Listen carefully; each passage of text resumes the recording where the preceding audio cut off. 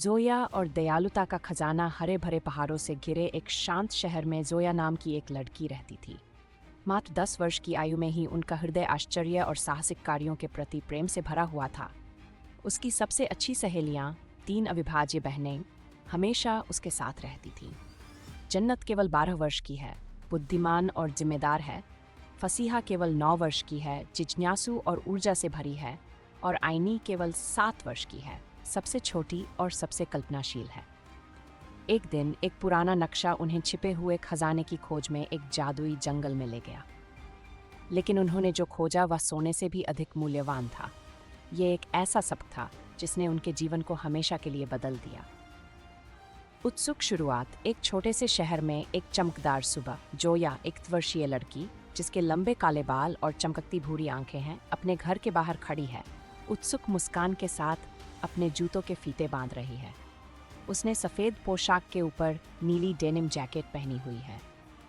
पृष्ठभूमि में जन्नत, फसीहा और एनी अपने बरामदे से उन्हें हाथ हिलाकर नमस्कार कर रही है और आने वाले दिन के लिए उत्साहित हैं। जोया को रोमांच से भरी सुबह बहुत पसंद थी। जब वह अपनी सबसे अच्छी सहेलियों की ओर दौड़ी तो सूरज ने आसमान को सुनहरे रंग से रंग दिया। तुम्हारा क्या विचार है जोया? जन्नत ने कहा, उसकी आंखें चमक रही थीं। हमें खजाने का नक्शा मिल गया। एक असली खजाना? अनी फसीहा की बांह पकड़ते हुए उत्साह से पूछा। यही तो लिखा है, फसीहा ने उंगलियां चटकाते हुए कहा। जोया का दिल धड़कने लगा। क्या आप किसी खजाने की तलाश में हैं? ये बिल्कुल वैसा ही रोमांच था जिसका वह इंतजार कर रही थी। रहस्यमय नक्शा। 4 लड़कियां लकड़ी की मेज पर रखे एक फीके चर्मपत्र के नक्शे के इर्द गिर्द इकट्ठी हैं। नक्शा पुराना और थोड़ा फटा हुआ है, जिस पर एक्स चिन्ह पेड़ों, नदियों और खजाने के स्थान को चिह्नित करते हैं। जोया उत्सुकता से नक्शे की ओर इशारा करती है, जबकि एनी फसीहा की बांह पकड़ती है। उसकी आंखें उत्साह से बड़ी हो जाती हैं। स्वर्ग ने पुराना नक्शा मेज पर फैला दिया। यह समय के साथ पीला पड़ गया था, स्याही फीकी पड़ गई थी तथा इसके बीच में एक एक्स बना हुआ था। क्या आपको लगता है कि यह असली है? फसीहा ने पूछा। जोया ने मुस्कुराते हुए कहा, हम नक्शे का अनुसरण करते हैं। पूरे उत्साह के साथ वे अपनी यात्रा पर निकल पड़े। जादुई जंगल में प्रवेश। लड़कियां घने धुंध भरे जंगल से होकर गुजरती हैं, जहां ऊंचे ऊंचे पेड़ हैं और पत्तियों के बीच से सुनहरी धूप छनकर आ रही है। जोया नक्शा पकड़े हुए आगे चलती है, जबकि बहनें उसके पीछे पीछे चलती हैं। जंगल जादुई लगता है, जहां जुगनू चमकते हैं और पेड़ों पर अजीब नक्काशी की गई है। नक्शा उन्हें एक जादुई जंगल में ले गया। जैसे ही वे अंदर पहुंचे, हवा ठंडी हो गई और नम मिट्टी की गंध ने उन्हें घेर लिया। ये जगह जादुई लगती है, अनी ने फसीहा का हाथ पकड़ते हुए फुसफुसाया। जोया ने रहस्यमय नक्काशी वाले पेड़ को छुआ। ऐसा लगता है जैसे हमारा यहीं होना तय है। उनका साहसिक कार्य वास्तव में शुरू हो गया था। नदी पार एक संकरा लकड़ी का पुल बहती नदी पर बना हुआ है।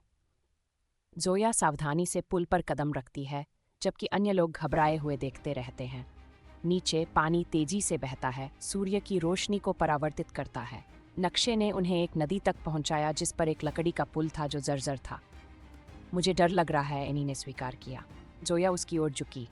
हम सब मिलकर ये काम करेंगे, उसने अपना हाथ बढ़ाते हुए धीरे से कहा। एक एक करके वे एक दूसरे को प्रोत्साहित करते हुए पार हो गए।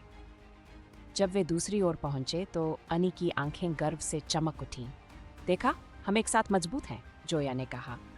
छिपी हुई गुफा लताओं से ढकी एक अंधेरी गुफा का प्रवेश द्वार, जिसके अंदर मंद रोशनी थी।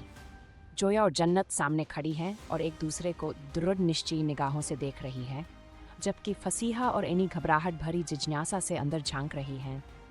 नदी के पार नक्शा उन्हें एक छिपी हुई गुफा तक ले गया। उसका दरवाजा लताओं से ढका हुआ था और अंदर से एक हल्की सी चमक आ रही थी। स्वर्ग फुसफुसाया। जोया ने बैलों को एक तरफ धकेल दिया और उन्हें अंदर ले गई। खजाने की मेज। गुफा के मध्य में सुनहरी लताओं से ढका एक लकड़ी का खजाना रखा हुआ है।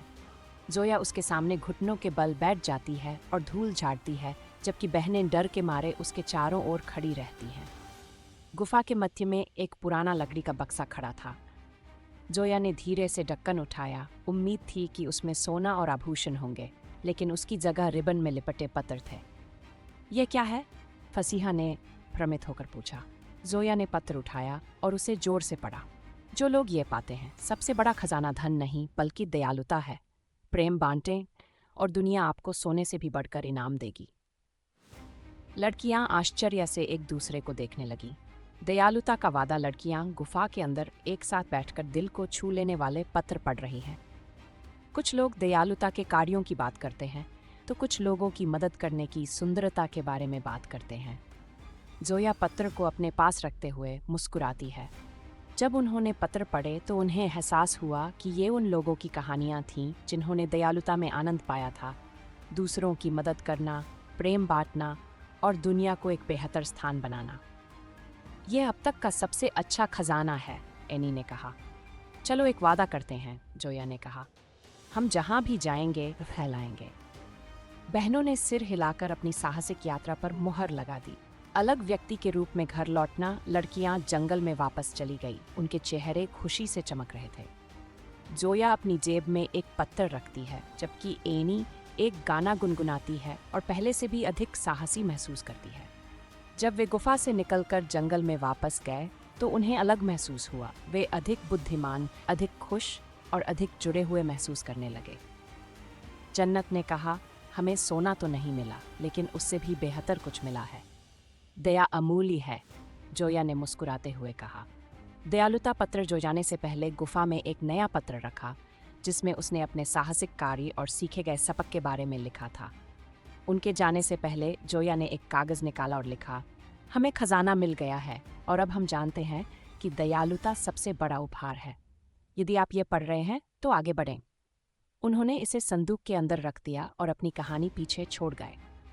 एक नई शुरुआत। लड़कियां जंगल के किनारे खड़ी हैं और उपलब्धि की भावना के साथ पीछे की ओर देख रही हैं।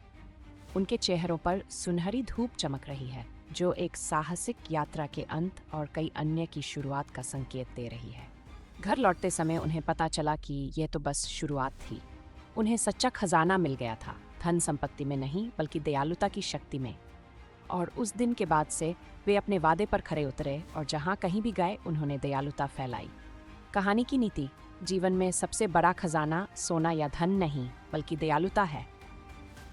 जब हम दूसरों की मदद करते हैं, एक दूसरे का समर्थन करते हैं और प्रेम फैलाते हैं तो हम ऐसी संपत्ति बनाते हैं जो सदा बनी रहती है। सच्ची खुशी हमारे द्वारा किए गए अच्छे कार्यों से आती है, न कि हमारे पास जो है उससे। जोया और दया का खजाना भाग 2 भाग यन कहाँ समाप्त हुआ। जोया और उसके दोस्तों ने गुफा के अंदर छिपे खजाने को ढूंढ लिया था, लेकिन उन्हें पता चला कि उसमें सोने की जगह दयालुता के पत्र थे। उन्होंने वादा किया कि वे जहां भी जाएंगे अच्छा काम करेंगे और घर जाने से पहले संदूक में अपना एक पत्र छोड़ गए। एक नया लक्ष्य। जोया घर में अपने बिस्तर पर एक कागज का टुकड़ा पकड़े विचारमग्न भाव से बैठी थी। उसकी खिड़की के बाहर आसमान सूर्यास्त की सुनहरी छटा से चमक रहा है। उस शाम जोया अपने बिस्तर पर बैठी एक खाली कागज को घूर रही थी। गुफा के शब्द उसके मन में गूंज उठे। दया सबसे बड़ा खजाना है। उन्होंने धीरे से कहा, हमने दयालुता फैलाने का वादा किया था, लेकिन हम शुरुआत कैसे करें? तभी उसे खिड़की पर हल्की दस्तक सुनाई दी। बाहर झांककर उसने देखा कि जन्नत, फसीहा और एनी उत्साह से उसकी ओर हाथ हिला रही थी। कल पार्क में मिलते हैं, स्वर्ग ने पुकारा। जोया मुस्कुराई। उनका साहसिक सफर अभी खत्म नहीं हुआ था, यह तो अभी शुरू हुआ था। अप्रत्याशित चुनौती। 4 लड़कियां भीड़ भरे बाजार के बीच में खड़ी होकर एक वृद्ध महिला को अपना बैग उठाने के लिए संघर्ष करते हुए देख रही हैं। जोया और जन्नत ने दृढ़ निश्चय भरी नजरों से एक दूसरे को देखा।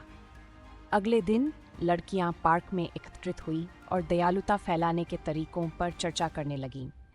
तभी उन्होंने पास के बाजार में एक वृद्ध महिला को अपने भारी शॉपिंग बैगों से जूझते हुए देखा। उसे मदद की जरूरत है, एनी ने धीरे से कहा। जोया और जन्नत बिना किसी हिचकिचाहट के आगे बढ़ जाते हैं। चलो हम उन्हें आपके लिए ले लेते हैं, स्वर्ग ने एक प्रस्ताव रखा। महिला आश्चर्यचकित दिखी लेकिन गर्मजोशी से मुस्कुराई। ये आपकी बहुत दयालुता है प्रिय। जब वे उसका बैग घर ले जा रहे थे तो महिला ने अपनी युवावस्था की कहानियां सुनाई। कभी कभी दयालुता के सबसे छोटे कार्य भी सबसे अधिक मायने रखते हैं, उसने एनी के सिर पर थपथपाते हुए कहा। लड़कियों को एहसास हुआ कि दयालुता के लिए हमेशा बड़े बड़े कामों की जरूरत नहीं होती। कभी कभी ये मदद करने जितना ही सरल होता है। वाक्पटुता के धैर्य की परीक्षा एलोकेंट खेल के मैदान में रोती हुई एक छोटी लड़की के पास घुटनों के बल बैठा है, धीरे से उसके जूते के फीते बांध रहा है, जबकि एनी मुस्कुरा कर देख रही है। कहानी बाद में उस दिन दोपहर में जब वे पार्क में खेल रहे थे, फसीहा ने एक छोटी लड़की को जमीन पर बैठे रोते हुए देखा। तुम ठीक हो? उसने उसके बगल में घुटनों के बल बैठकर पूछा। मेरे जूते का फीता टूट गया है और मैं नहीं जानती कि इसे कैसे बांधूं, लड़की ने नाक से कोड़ते हुए कहा। अपनी अधीरता के लिए मशहूर फसीहा ने गहरी सांस ली। मैं तुम्हें सिखा सकता हूँ। धीरे धीरे और सावधानी से उसने छोटी लड़की को सीढ़ियों पर चढ़ाया। कुछ प्रयासों के बाद लड़की ने अपना जूता स्वयं बांधा और मुस्कुराने लगी। मैंने ये किया है, वो हंसा। फसीहा को गर्व की अनुभूति हुई। दयालुता का अर्थ केवल मदद करना नहीं था, बल्कि धैर्य रखना और दूसरों को सिखाना भी था, सबक फैलाना। लड़कियां सूर्यास्त के समय एक बड़े ओक के पेड़ के नीचे बैठी हैं और कागज के छोटे छोटे टुकड़ों पर पत्र लिख रही हैं। जोया ने अपना पत्र एक पुराने लकड़ी के बक्से में रख दिया। जैसे ही सूरज क्षितिज के नीचे डूब गया, लड़कियां अपने पसंदीदा पेड़ के नीचे बैठ गई और दिन के बारे में सोचने लगी। जन्नत ने कहा, हमने छोटे छोटे तरीकों से मदद की, लेकिन इससे फर्क पड़ा। शायद हमें दयालुता के बारे में एक नोट छोड़ना चाहिए। एनी ने सुझाव दिया, गुफा में रहने वालों की तरह। उत्साहित होकर उन्होंने कागज पर छोटे छोटे संदेश लिखे। दयालुता धूप की तरह फैलती है। दयालुता का एक छोटा सा कार्य किसी का दिन बदल सकता है। मुस्कान साझा करें, यह निःशुल्क है। जोया ने अपने नोट्स को पार्क के कोने में एक पुराने लकड़ी के बक्से में सावधानीपूर्वक रख दिया, इस उम्मीद में कि कोई उन्हें ढूंढ लेगा, ठीक उसी तरह जैसे उन्हें गुफा में पत्र मिले थे। घर लौटते समय उन्हें हल्कापन महसूस हुआ, क्योंकि उन्हें पता था कि दयालुता फैलाने का उनका वादा पूरा हो रहा है। कहानी की नीति: दयालुता के लिए धन या शक्ति की आवश्यकता नहीं होती। इसकी शुरुआत छोटे छोटे कार्यों से होती है, जो किसी का दिन रोशन कर देते हैं। एक मददगार हाथ, एक धैर्यवान हृदय या एक सरल मुस्कान दुनिया में अच्छाई की लहर पैदा कर सकती है। सच्चा खजाना दूसरों के जीवन को बेहतर बनाने में निहित है।